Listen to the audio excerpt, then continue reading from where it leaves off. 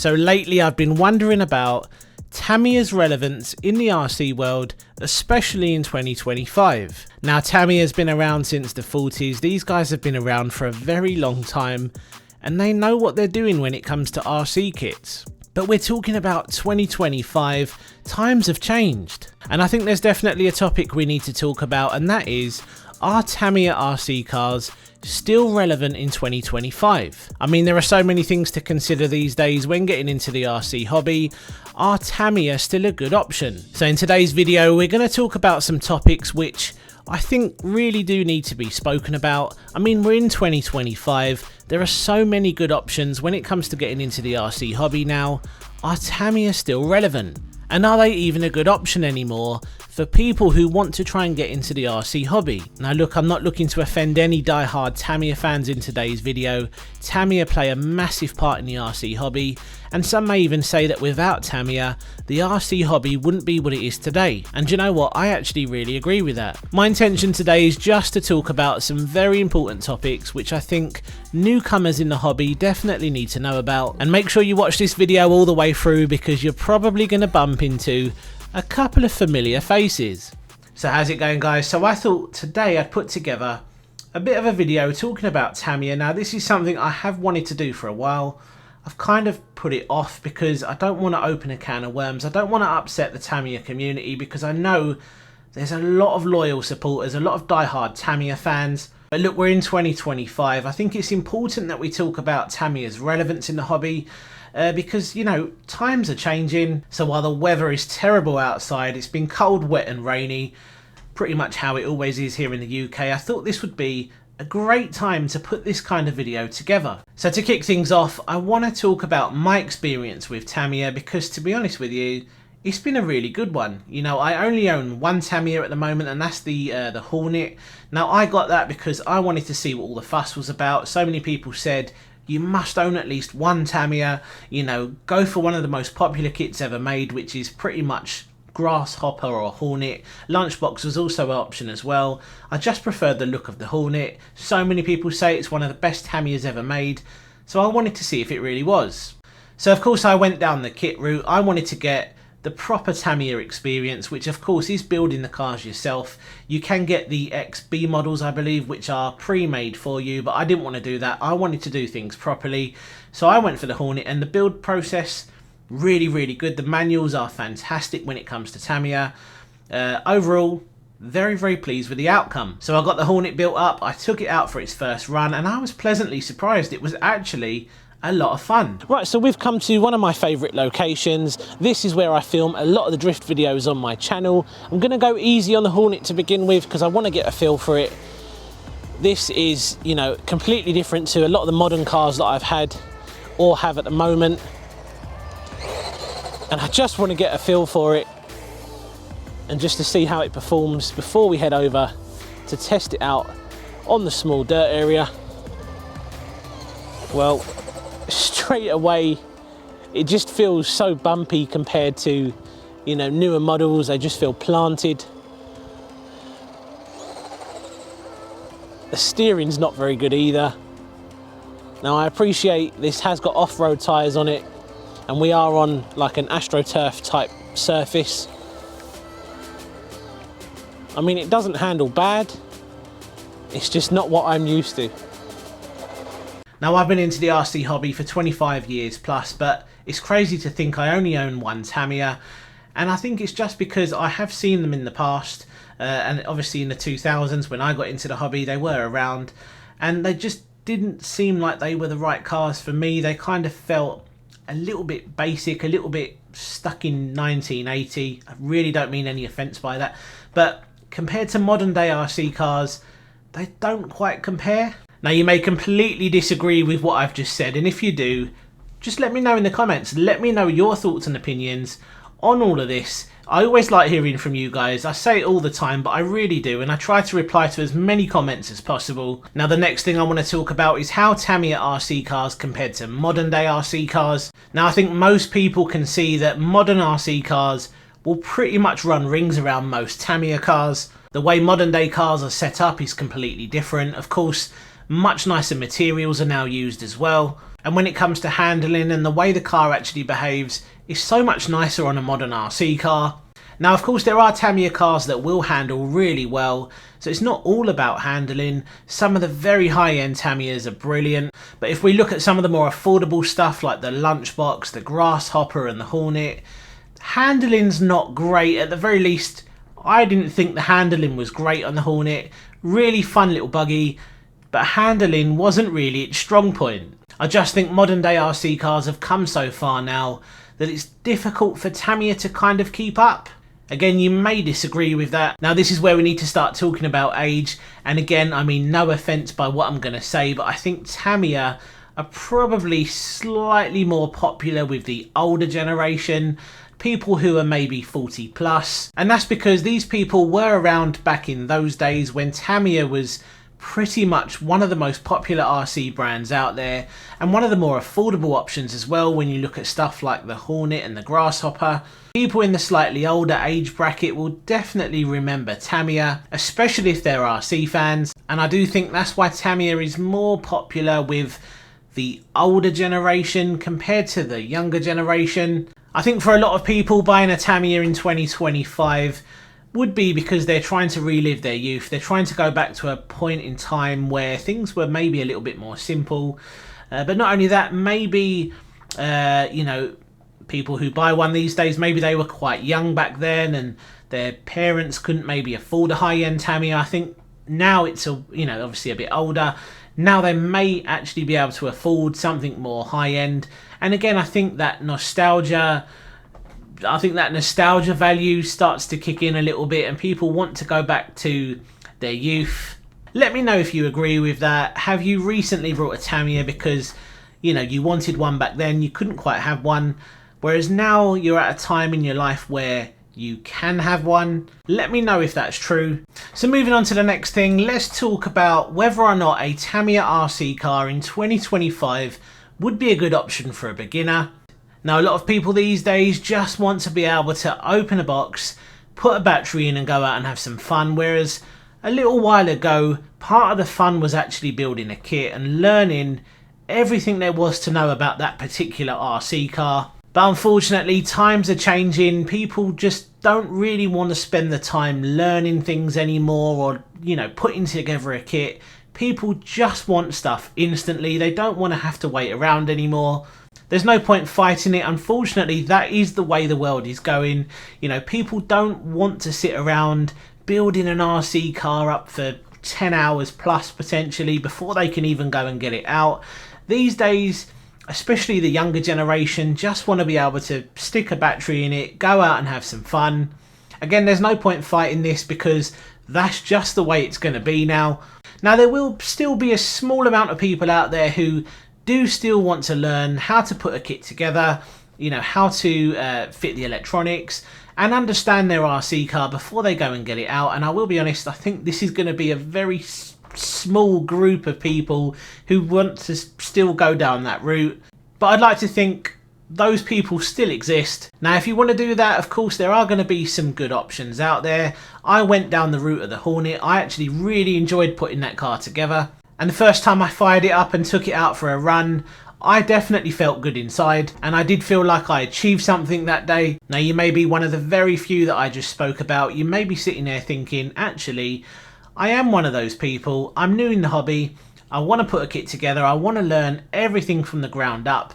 What's the easiest way to do this? Now, I don't think I'm the right person to give you a top 3 beginner-friendly, affordable Tamiyas to go for. I think you need to hear from people who are massive Tamiya fans, who have been in the hobby for years, but not only that, who have also been Tamiya fans for years. So first up, let's hear from PoorBoysRC. I actually asked him this question on one of his live streams recently. I said, what would be your top 3 affordable, you know, kind of budget-friendly beginner options when it comes to Tamiya? Let's hear what he had to say. What would you say your top 3 favorite affordable beginner Tamiya kits? My top 3, definitely the CW01 Midnight Pumpkin Lunchbox, like classics, parts availability through the yin yang, so fun to drive, easy to assemble. That's got to be top, up at the top. Hornet, like Hornet and the Grasshopper. Same thing. Super easy to build, inexpensive, fun. If I had to do a number three, what would be number three? Gav, same. Yeah, he. I bet you he'll agree with at least one or two of these. CW01, Hornet Grasshopper, and what's next? Probably like a TT02, TT01. Yeah, DT series. Yeah, DTs are super easy.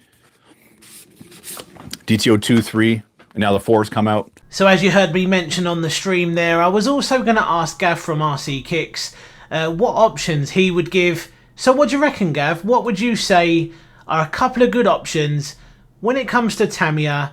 What would you go for? First one we're going to go with that I would recommend myself is this. Now, this is a iconic Tamiya car that is bursting with personality and fun. Super easy to build. This won't take you long at all, so the investment in time is not massive. Very easy, two-wheel drive, rear gearbox, super easy, and the gearboxes tend to scare people when they're getting into building kits. This one is really easy. Nothing super difficult at all. Price-wise, not a massive investment either. I looked today and you're looking at £109 for the kit or £169 for everything. That's including a battery, a charger, assuming you have nothing. So a great investment, especially if you're building this for someone younger. This one I built for my daughter when she was 5. 5 is a little bit young, to be fair, but it can take it. They are very strong and they take a big bashing, especially if it's something to throw around in the garden. Classic example is if you roll it over and you end up cracking a body, for instance, they're £10 to replace. So you can take out your windows and your front bumpers and then just buy the actual body again, paint it up, put it back on. Also being hard body, there's no cutting out or anything like that, which can be a little bit challenging. And from painting it, you don't need necessarily any special paints. You can use the Tamiya paints if you want, but car paints work just as well. You just paint it any color you like and then lacquer it with clear. Also, it's very forgiving, so if you overdo it or you get a run, you can just sand it down a little bit and go again, or just put some stickers on it and have fun with it, and that's what this is about. So this would be my first recommendation. Another way to go, if you would like to go more buggy-like, would be the Tamiya Hornet. Did a whole build video on one. Again, very simple kit. That doesn't mean you have to invest loads of time in it. The only thing over that one versus the Lunchbox is the Lunchbox is hard body. The Hornet is a polycarbonate body, so you have to invest a bit more time cutting it out, getting that aspect right, and then painting it is a little bit more challenging, and then putting the decals on. So that's why I say the Lunchbox is probably the better way to go for very beginners. Comment below, all you pro Tamiya people, do you agree, disagree, or is there something else that you would recommend?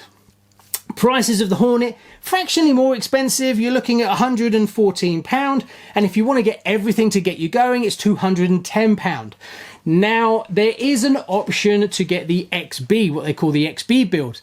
This is something where they build the car for you. So that's my two recommendations if you want to get into Tamiya and you've got no experience whatsoever. So there you go, some popular options from the people that actually know what they're talking about. So moving on, let's talk about Tamiya as a brand moving forward. Is there a way that they could try to become slightly more relevant with the younger generation maybe? I don't think they would, but maybe they could potentially create some more modern kits. I don't mean completely get rid of their older stuff, just to kind of have some more modern stuff alongside the older stuff. I don't know, I mean, I'm not a massive Tamiya fan. I don't know the brand well enough to know whether or not this is a direction they would take. I don't think it is. I just worry that that nostalgia value or aspect to it all could fade away a little bit. I mean, people are getting older, you know, times are changing. I just worry about the future of the brand. I don't know, maybe that's something that the die-hard Tamiya fans could help me with. I just worry about the future of the brand moving forward. How can they stay relevant? How can they keep up with the times, you know, and appeal to the younger generation as well? Just my thoughts on it all. Now, I want to hear from Gav at RC Kicks once again. I want to hear what he makes about this topic in general. Are Tamiya still relevant in 2025? I'm pretty sure Gav will have some good points to make, And then of course he'll tell us about some of the negatives when it comes to the brand as well. So Gav, what would you say are some of the pros when it comes to Tamiya in 2025? Hi Ricky. Yes, like most things in life, there's pros and cons, so I thought I'd split them up into that exact thing so that I can cover a few points and not ramble on for 3 hours and take over your video. So the pros, the first one with Tamiya, you actually build your kits. These are not ready to run, so you don't just take them out of the box and fire them up and go drive them. You actually build them, you cut out the bodies, you paint them, you put the decals on, so you really get an intimate connection with your car. You understand it because you built every part of it, and that really helps when you break it. Whereas if you get an RTR, you take it outside, you break it, you didn't build it, so unless you're good with your screwdrivers, you can't fix it, or then you're fumbling around trying to figure it out. Whereas if you put it together yourself, you know exactly how to repair it.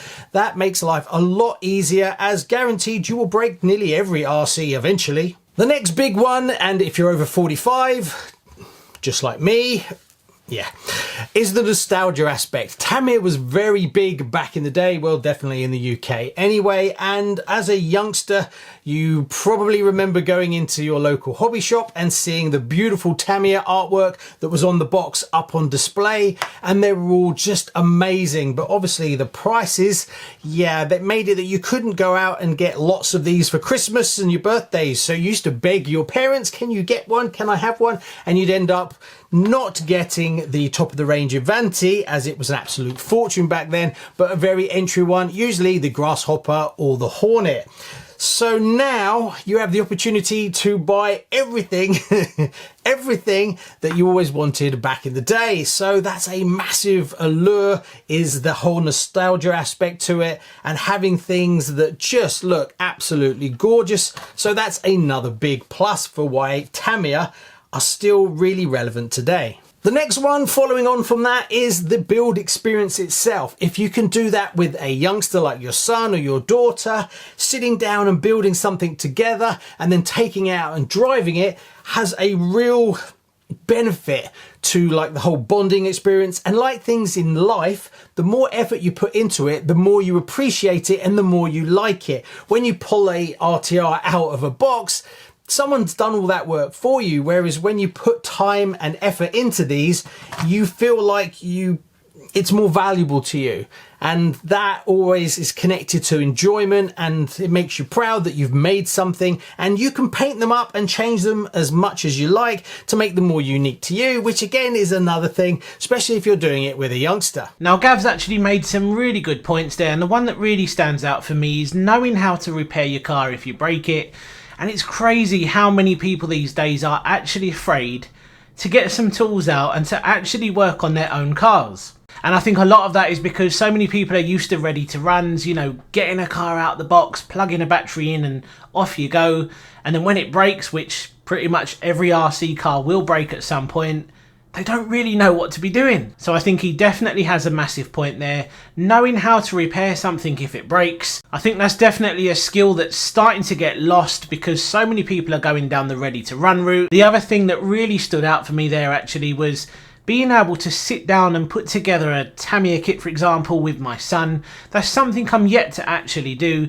He has come out with me quite a bit and we have done a few videos together, but I've never actually sat down with him and actually try to put a kit together. I think that would be a great opportunity for some father and son bonding time. And it'd also be great for him, who's obviously getting really into the hobby now. It'd also be great for him to experience that and to actually see how RC cars really work, because he is of course becoming one of those kids that is so used to ready to runs, and he does have some really cool trucks.